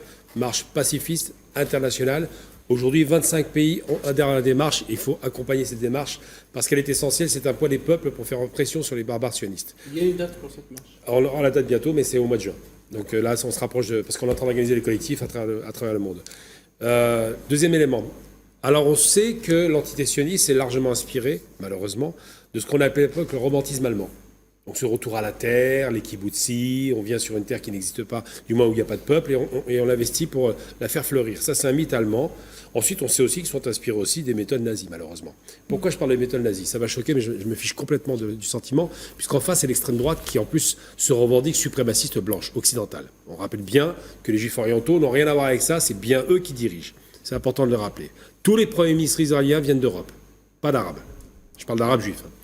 Ces gens-là ont décidé de pratiquer une méthode détestable qui a été déjà utilisée dans l'histoire, qui s'appelait le General Plant Host, le plan général à l'Est. C'est les nazis qui avaient mis ça en place. Ils ont attaqué donc brutalement les pays de l'Est, en l'occurrence donc la Russie, mais surtout ils se sont dit, bon, on va gérer la population, on va faire en sorte une partie de l'exterminer par des bombes, évidemment, l'autre partie de les exterminer par la privation de nourriture. Donc l'organisation de la privation de nourriture à Gaza est une planification réfléchie. L'objectif évident et qui a été affirmé de nombreuses fois par ces barbares, Netanyahou et toute sa Smotrich et toute sa bande de dogmatiques criminels, c'est de dire on va les pousser à partir volontairement. Le volontariat, c'est quoi? C'est on te tire dessus, on te fait mourir de faim ou tu pars. C'est comme ça qu'ils traduisent. Donc aujourd'hui, il faut rendre d'abord hommage au peuple de Palestine qui résiste fièrement. Ils ne partent pas. Ensuite, nommer les criminels qui s'inspirent des méthodes nazies, parce qu'il faut le dire, on ne va pas tourner en rond. Quand on tue exclusivement des civils, il n'y a pas l'armée en face, on est un criminel, on est un génocidaire.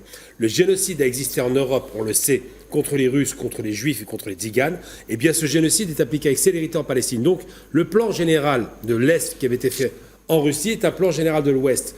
Les sionistes veulent récupérer la bande de Gaza parce qu'il y a du gaz en grosse quantité, le fameux Léviathan. Mais en plus, ils veulent se débarrasser, en bon compte, de la population palestinienne. Premier plan, on liquide Gaza. Second plan, Cisjordanie, qui est en cours d'ailleurs. Il faut le rappeler. Oui. Et donc, je dis simplement que si le monde ne se réveille pas, la monstruosité qu'ils ont créée au Moyen-Orient, qui s'est positionnée comme étant un État colonial alors qu'on décolonisait, va continuer ses crimes sans arrêt. Et j'en appelle au peuple du monde à rejoindre cette marche pour qu'une bonne fois pour toutes, les États qui soutiennent l'État génocidaire soient forcés à agir. Un navire de la flottille de la Liberté qui transportait des aides humanitaires au large de Malte, ça veut dire dans les eaux internationales. Ça veut dire que l'antisioniste se croit tout permis.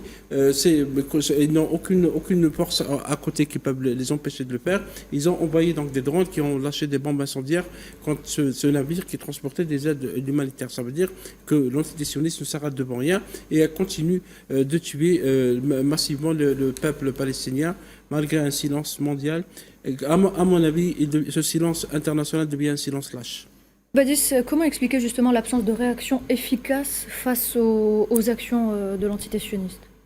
Alors, il y a plusieurs facteurs, mais je reviens sur cette notion de punition collective envers tout un peuple innocent, un peuple, je dirais, désemparé, un peuple innocent qui aujourd'hui subit des affres clairement une extermination caractérisée, mais surtout méthodique et structurée. Vous savez, dès lors que le ministre de la Défense de l'entité sioniste déclare publiquement que la famine, notamment, est une stratégie, une tactique de guerre, une tactique militaire voulue, vous avez là un aveu, clairement, que la famine est considérée comme une arme de guerre, et de facto, et là je reviens sur ce que vous disiez, est censée être combattue avec tout, bien sûr, les leviers réglementaires, pénaux, toutes les résolutions, notamment, puisque les résolutions aussi protègent et sont censées protéger le peuple palestinien, c'est tout le contraire qui se passe aujourd'hui. Et punition collective aussi, parce que nous assistons depuis quelques années déjà, où l'entité sioniste a volontairement créé une espèce de dépendance du peuple palestinien, et plus particulièrement de Gaza, à cet organisme onusien qui est l'UNRWA. L'UNRWA qui a été interdite aussi en octobre 2024, comme pour expliquer que voilà, nous faisons ce que nous voulons sur ce territoire, y compris violer les droits les plus simples, les plus fondamentaux, à savoir la vie, mais surtout la dignité humaine, puisque c'est ça dont il est question quand on prône la famine comme arme de guerre. Et puis, rappelons-le aussi que depuis le 2 mars, aucun colis alimentaire n'est rentré sur le territoire palestinien. Pour vous dire qu'effectivement, il y a une volonté délibérée, au vu et au su de tout le monde, pour justement exterminer l'identité palestinienne dont il est question aujourd'hui. Vous avez évoqué effectivement, c'est un échec collectif. Et là, je reviens, si vous me permettez, sur les actions de l'Algérie et 2 jalons très importants qui se sont produits la semaine dernière, à savoir d'abord les audiences au niveau de la Cour internationale de justice, où la représentante de l'Algérie a effectivement exposé un plaidoyer sans équivoque, qui effectivement placera l'Algérie du bon côté de l'histoire, puisque c'est ça dont il est question aujourd'hui, ces questions humanistes dont le monde devrait s'en emparer, mais surtout aussi créer un consensus. Et c'est ça dont il est question aujourd'hui. Cette absence de consensus fait que l'entité sioniste se considère comme un État voyou impuni, et surtout dans l'immunité la plus totale, au-dessus de tout, au-dessus du droit international. Donc l'Algérie, à travers ses audiences, a clairement affiché la couleur, à savoir qu'elle est contre un droit international à géométrie variable, effectivement, pour permettre d'agir et non pas de condamner. L'Algérie, de tout temps, a été justement fervente défenseuse de la cause palestinienne avec des faits, parce qu'à travers sa diplomatie agissante, constructive, mais surtout aussi qui défend les causes humaines. Et surtout aussi pour la fin de l'impunité et de l'immunité de l'entité sioniste. Donc on ne pourra pas dire qu'on ne savait pas aujourd'hui, à travers, on a évoqué tout à l'heure les journalistes, c'est des assassinats documentés. Pour la première fois de l'histoire de l'humanité, très largement documentés. Et pourtant, aujourd'hui, nous ne voyons pas les Reporters sans frontières, les organisations journalistiques, médiatiques et autres se dresser vont debout contre cette entité voyou. Et peut-être je conclurai là-dessus. Effectivement, il y a une impuissance de la communauté internationale. D'ailleurs, notre représentant ambassadeur permanent au sein du Conseil des Nations Unies l'a rappelé lors d'un discours très responsable et très historique, à savoir que c'est un échec collectif auquel nous devrons nous attarder davantage, mais surtout aussi créer une action commune pour faire fléchir cette entité voyou, mais surtout aussi pour extirper ce peuple des mains d'une machine de guerre, d'une machine d'assassinat aveugle notamment, et surtout envers des populations civiles innocentes. Un échec collectif peut-être causé par ces pays occidentaux qui décident de criminaliser tout le soutien qui peut être apporté au peuple palestinien. Mahdi, qu'est-ce que vous en pensez ? Écoutez, tout d'abord, les derniers génocides qui ont été lors du XXe et XXIe siècle, les derniers génocides, c'était la Seconde Guerre mondiale, c'était l'Algérie, il y a eu un génocide en Algérie, le Vietnam, il y a eu un génocide, le Rwanda, il y a eu la Bosnie, où il y a eu un génocide également. Et toutes les personnes, quand elles ont été rattrapées par l'histoire, quand elles ont été rattrapées par la réalité historique, se cachaient derrière la façon dont ils n'étaient pas au courant. Pour eux, ce n'était pas assez, il n'y avait pas assez de communication, ils n'étaient pas au courant. C'était pas assez médiatisé. C'était pas assez médiatisé. Aujourd'hui, en 2025, nous voyons sous les yeux un génocide à ciel ouvert en 4K. En 4K. Nous voyons un génocide à ciel ouvert sur toutes les plateformes, tous les réseaux sociaux, toutes les chaînes d'information en continu, et le monde se tait. Le monde est aphone. Personne n'ose arrêter la machine broyeuse qui est en train de se faire en Palestine. Ce que moi je trouve horrible, c'est que ces mêmes personnes, demain, quand elles seront jugées par l'histoire, te diront « nous étions pas au courant, nous ne savions pas ». Eh bien, l'histoire les jugera et prouvera qu'ils ont été complices de ces génocides mondiaux. C'est un génocide à part entière. Parce que même maintenant, quand tu dis le mot génocide, dans certaines parties du monde, tu es considéré comme un antisémite. Oui, c'est un classique, mais important. C'est un génocide à ciel ouvert. Tu as dit une chose, il faut nuancer. Il y a eu des génocides du XXe siècle, là c'est le premier génocide du XXIe siècle. Du XXIe, oui. C'est important de le rappeler. Et il y a un lien, là on va interdire, par exemple, M. Rotaillot, ce grand humaniste, va interdire une organisation palestinienne que je soutiens d'ailleurs depuis très longtemps, qui a été créée à l'occasion du début de la barbarie en Palestine, qui s'appelle Urgence Palestine, qui est un collectif. Et donc il s'apprête à la faire interdire. Et j'ai envie quand même de donner un mot important, encore malheureusement avec ce monsieur Rotaillot, on peut l'appeler comme ça, qui est responsable de beaucoup de choses aujourd'hui. Un jeune musulman a été assassiné dans une mosquée en France, tout le monde le sait. Aboubacar Cissé. Voilà, il a été assassiné parce qu'il était musulman. Parce qu'il était musulman et parce qu'il était en plus accueillant et parce qu'il était pris par derrière un coup de couteau, 57 coups de couteau, meurtre ritualisé. Donc, ça n'a pas été, par contre, excuse-moi de te couper, ça n'a pas été considéré comme un acte terroriste, comme par hasard. Hein. Oui. Comme par hasard, le fameux 2 poids 2 mesures. Alors le fait de le toucher en tant que musulman, c'est forcément créer un climat de terreur, c'est ce qu'on appelle le terrorisme, sur la communauté arabo-musulmane de France et musulmane en général. Donc j'irai simplement paix à son âme, et j'espère qu'on obtiendra la démission de cet homme qui est largement responsable de la mort de ce jeune homme. La France insoumise, qui est partie d'opposition, a demandé la démission de Bruno Retailleau, qui est ministre de l'Intérieur et ministre des cultes français. Il faut noter, pour aller dans le sens de Gamel, c'est que Bruno Retailleau a mis 48 heures pour aller donc à l'est, dans le Gard, pour aller à la sous-préfecture. Il n'a même pas visité la famille de Aboubacar Cissé, contrairement aux autres. Et la France insoumise a rappelé qu'il y a un 2 poids 2 mesures très clair lorsqu'il s'agit d'un juif ou d'un chrétien, d'autant plus que Aboubacar Cissé a été tué à l'intérieur de la mosquée. Le ministre de l'Intérieur, tout le gouvernement se déplace. Le plus grave dans cette affaire, c'est que la procureure de Nîmes a déclaré que le tueur, qui est un tueur d'extrême droite, haineux, il a 20 ans, n'a pas tué tué pour des raisons idéologiques ou c'est un acte isolé, alors qu'en tuant Aboubakar Cissé, il faut noter qu'il a tué avec 57 coups de couteau et crié dans une mosquée donc, à Alès. Il a insulté Allah, qui est donc Allah subhanahu wa ta'ala. Et malgré ça, on considère ça comme pas un crime islamique. L'islamophobie, d'après lui, n'existe pas.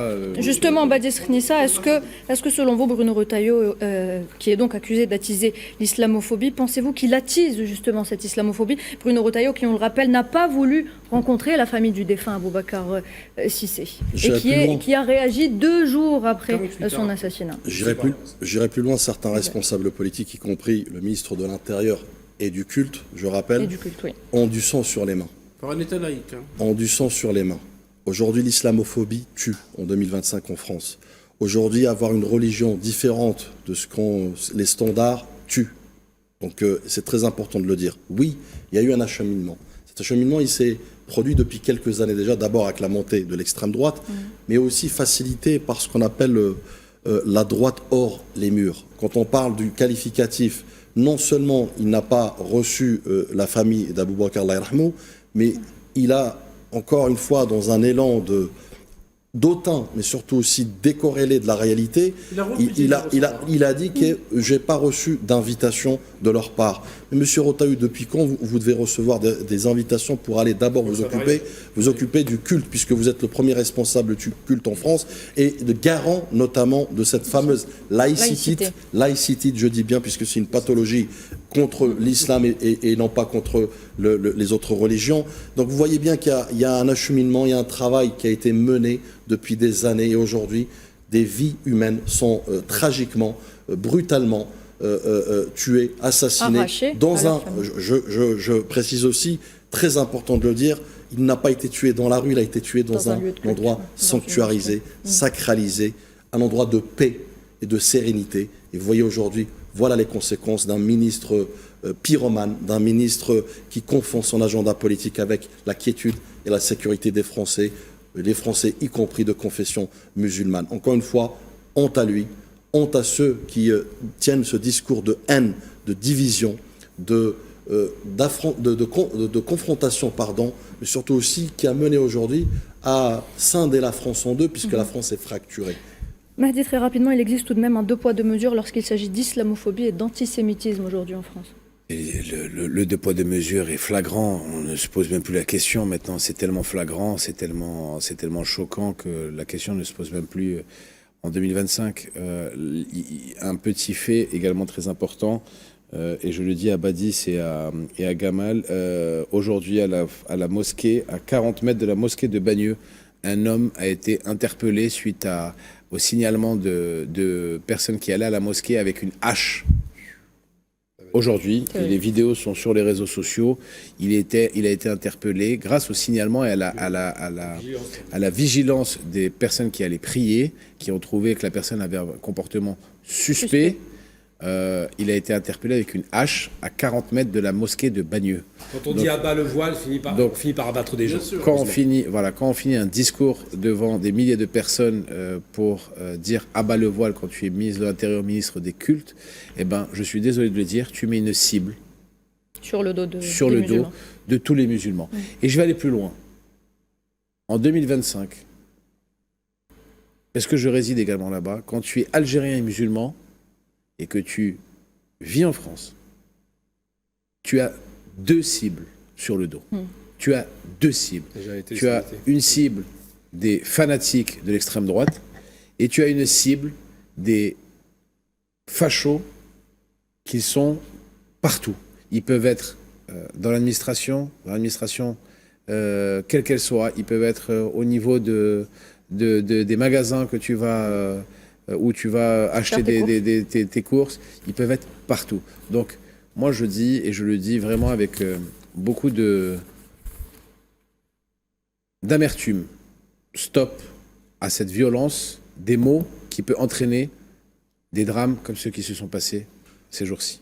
Et ce sera la conclusion de cette discussion. Messieurs, mesdames et messieurs, on revient dans quelques instants avec Nariman Zeka.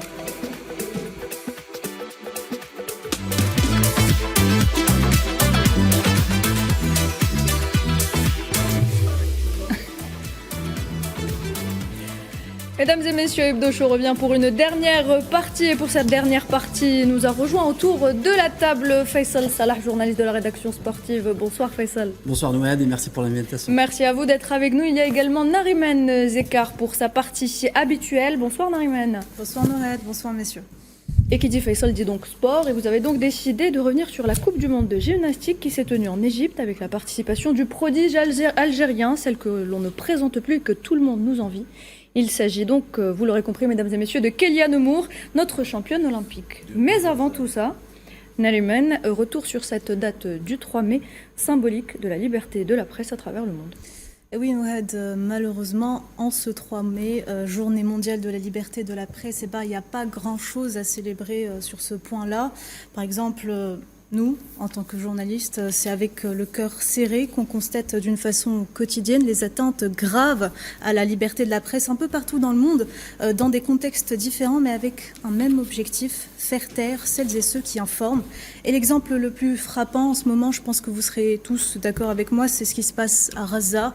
Raza, où l'endroit le plus meurtrier pour les journalistes. Dans cette enclave assiégée, le génocide se poursuit et les journalistes font partie, en plus des femmes et des enfants, des principales cibles de l'entité sioniste. Depuis le 7 octobre 2023, au moins 212 journalistes palestiniens ont été tués selon le bureau des médias de Raza, la plupart sur le terrain, ou bien alors chez eux, bombardés avec leurs familles, bien sûr sans compter tous les journalistes qui sont tombés en martyrs en dehors de Raza, notamment dans la frontière avec le sud du Liban.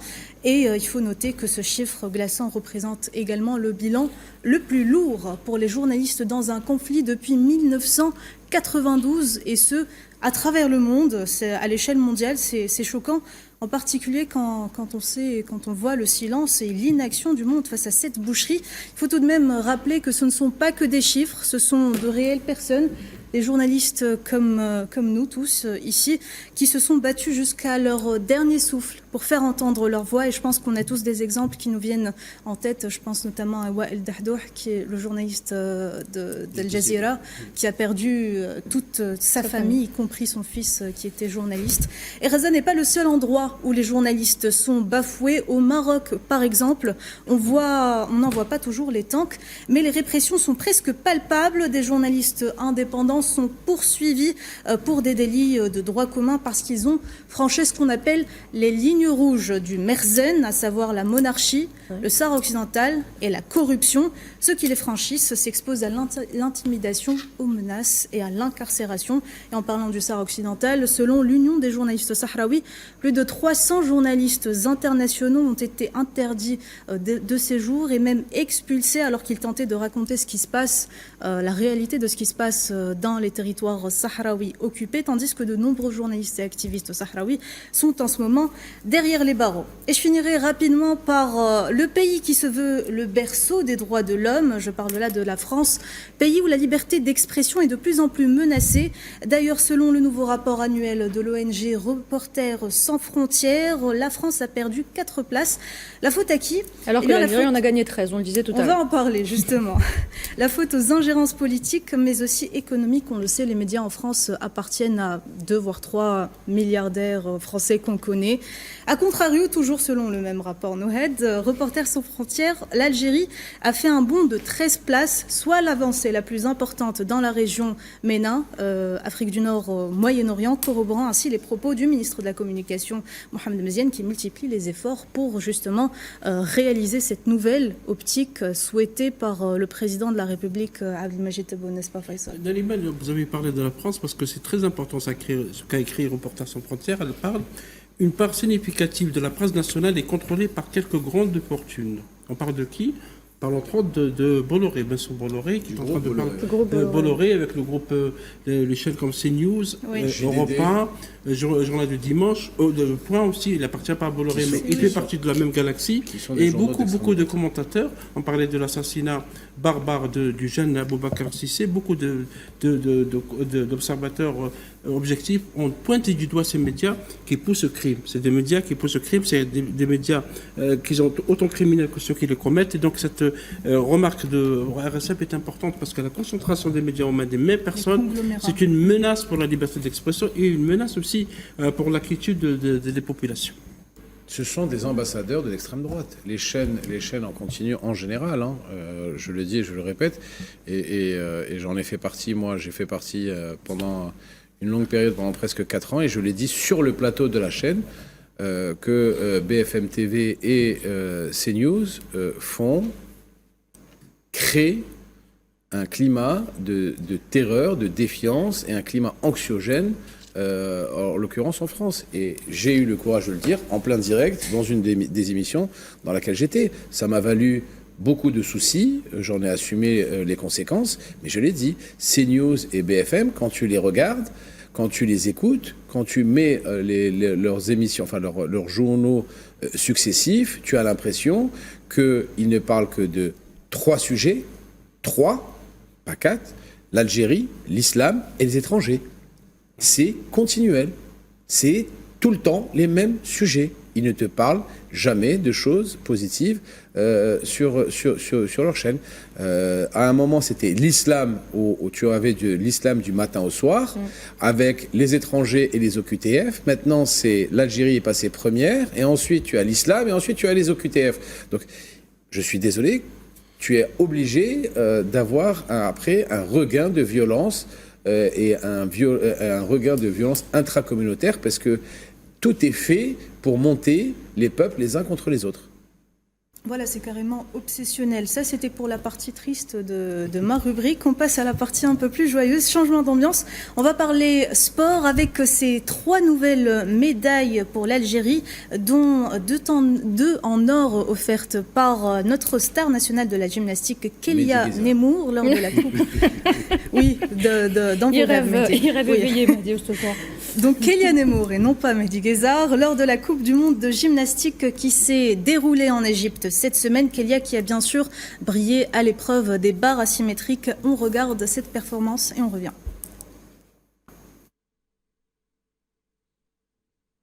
It is a privilege for us all to see Kélia Nemour. Indeed, it's an honour.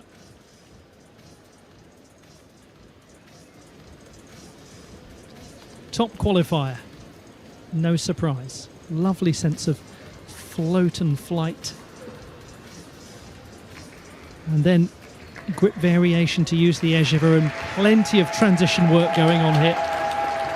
Plenty of connection work, I mean. And then that double layer. Je fais la même chose avant le petit-déj. Tous les matins avant le petit-déj, quand je suis vide, je fais la même chose. Oui, ça, Salah, vous suivez le parcours de Kélia Nemour depuis ses débuts.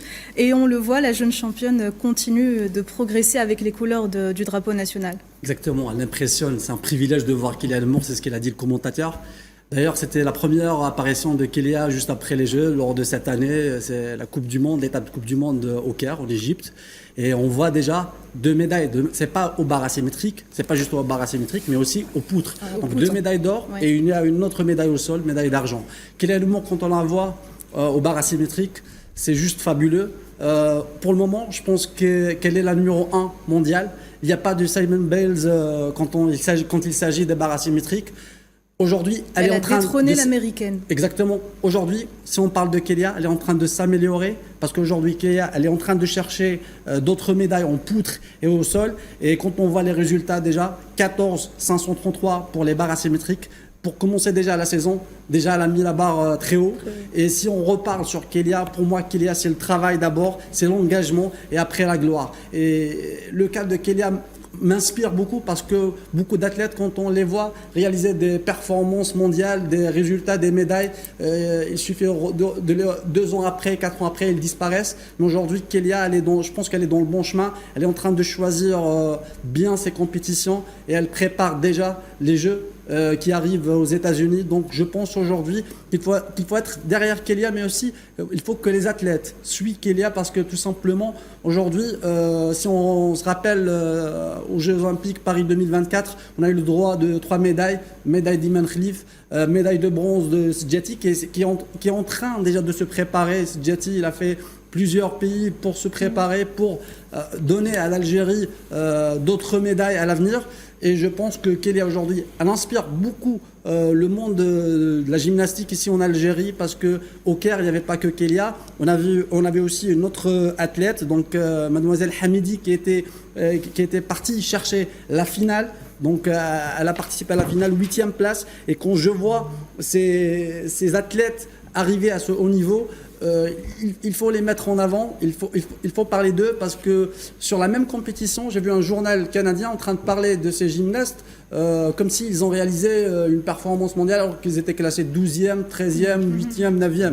Et donc aujourd'hui, je pense qu'il faut réunir tous les moyens afin que l'athlète algérien réussisse pour l'avenir. Surtout que Iman Khalif et Kélia Nemour ont marqué l'histoire en étant les premières femmes africaines et dans le monde arabe à remporter des médailles d'or dans leur discipline aux Jeux Olympiques. Ils encouragent aussi les femmes algériennes à pratiquer ces sports. Faisal l'a souligné.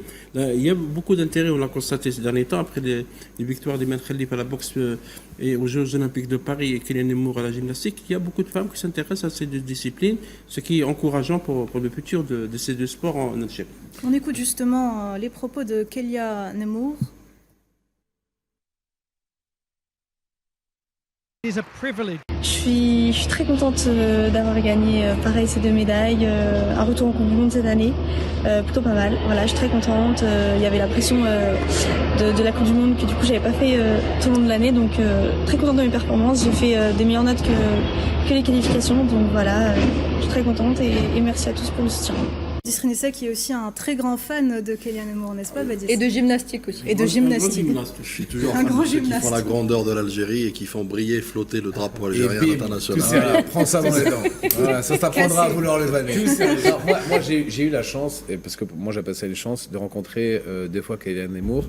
Une fois pendant les Jeux Olympiques à Paris et une fois lors d'une remise de trophée à Inch'Allah.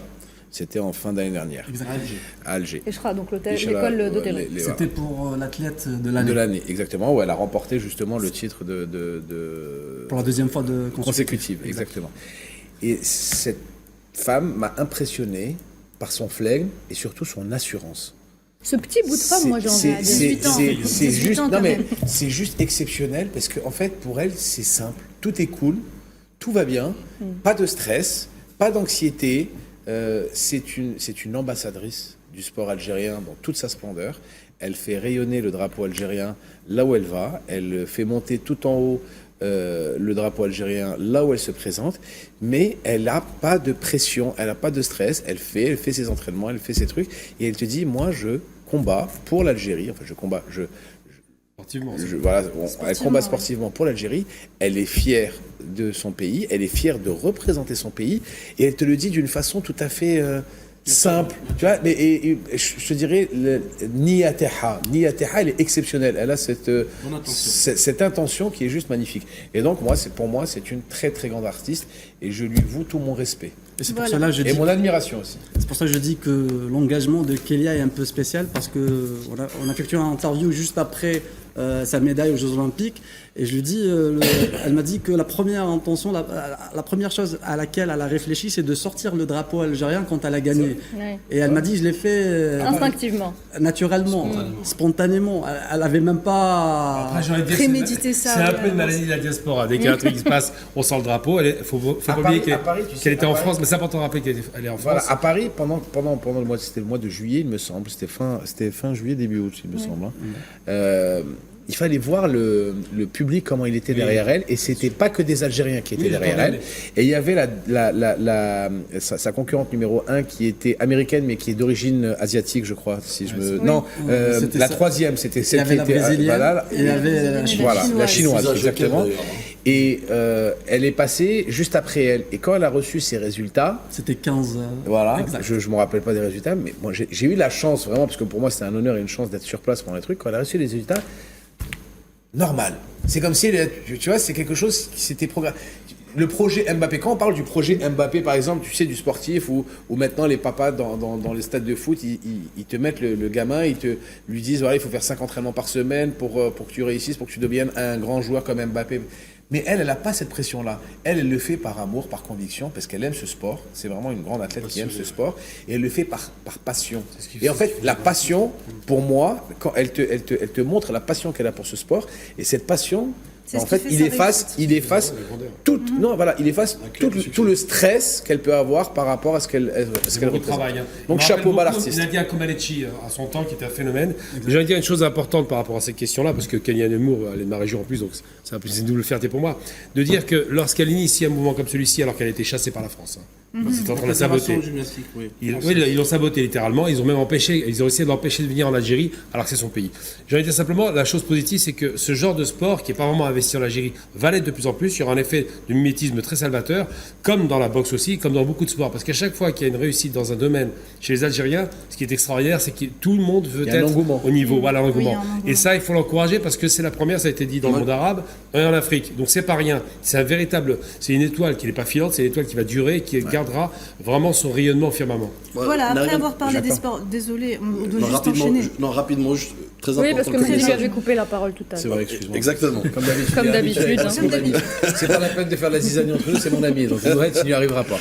Non, je vous une admiration pour Kéliane Nemours pour la bonne et simple raison qu'elle est l'illustration de ce que c'est la résilience et la résistance, qui plus est pour une jeune qui est mature, qui a su au fait outrepasser justement les obstacles faits par la Fédération de gymnastique française, qui, disons-le clairement, elle s'est confrontée à un plafond de verre. Puisque la gymnastique en France, c'est réservé pour les Blancs, réservé pour les franchouillards, entre parenthèses. Donc là, elle a démontré que non seulement elle peut outrepasser cet obstacle, cette épreuve, mais surtout aussi la surpasser et avoir une success story aujourd'hui mondialement connue. Mais je pense que la Fédération française aujourd'hui s'en mord les doigts, ils l'ont clairement dit. Voilà. Il fallait lire, il fallait lire la presse française après le succès. Après les Jeux Olympiques, oui. Comment ils ont pleuré, comment on a perdu cette perle, etc. Alors qu'ils ont tout fait pour la chasser. Mais au sein de la diaspora, vous en avez beaucoup de modèles comme elle, justement, qui résistent et qui continuent à vouloir faire briller l'Algérie là où ils se trouvent. Voilà, messieurs, on a parlé de sport d'élite, on doit maintenant parler de sport amateur avec cet événement très sympa qui a eu lieu tout au long du week-end dans la capitale. C'est la 2e édition du Festival des sports organisé par la Wilaya d'Alger, un événement gratuit et qui a transformé 5 sites emblématiques de la ville en véritables espaces d'animation sportive et familiale avec plus de 70 disciplines sportives proposées. Alors il y a eu du basket, du kitesurf, du BMX, des arts martiaux, il y avait vraiment de et tout. Là aussi, Mehdi a mouillé le maillot. J'étais là-haut, c'était moi en rouge.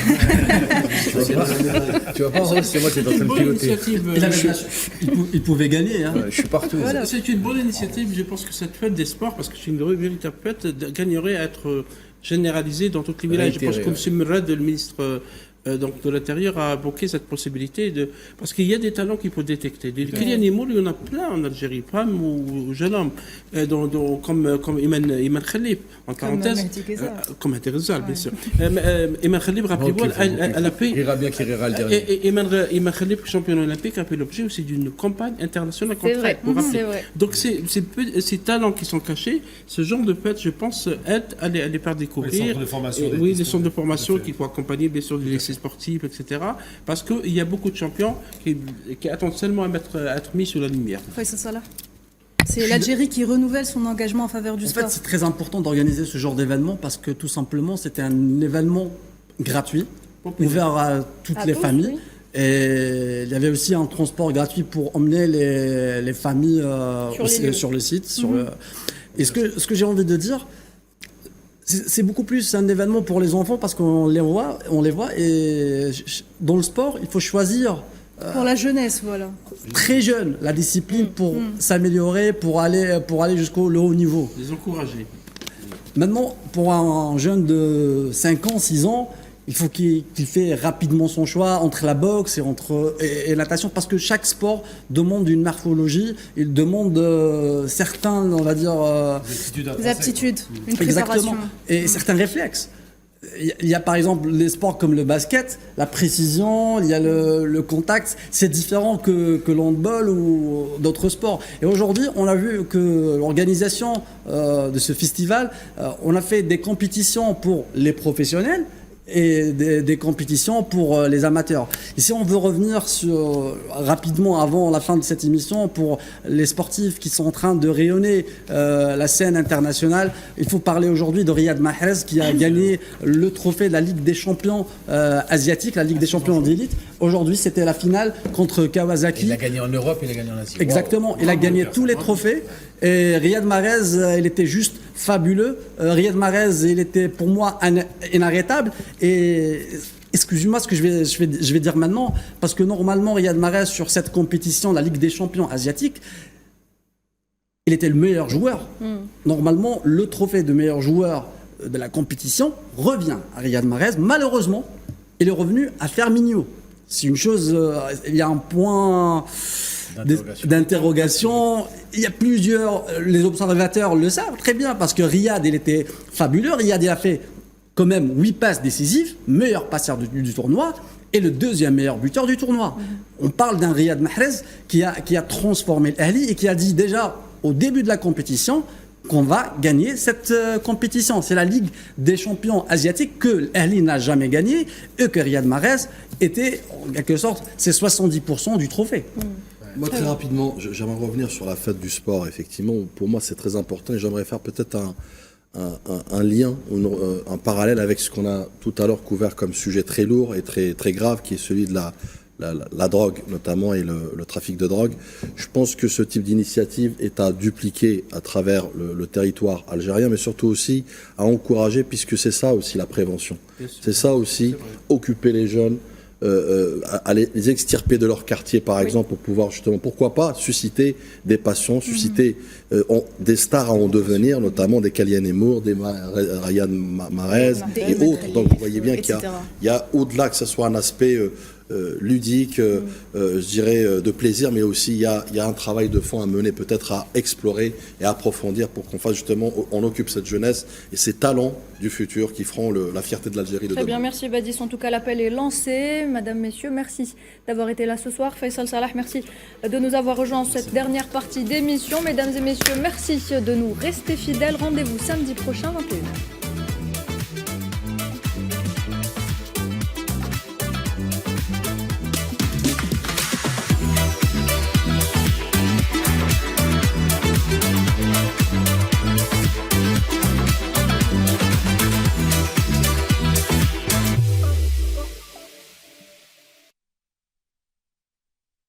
Enjoy the Algerian rhythm and discover new destinations with Air Algérie.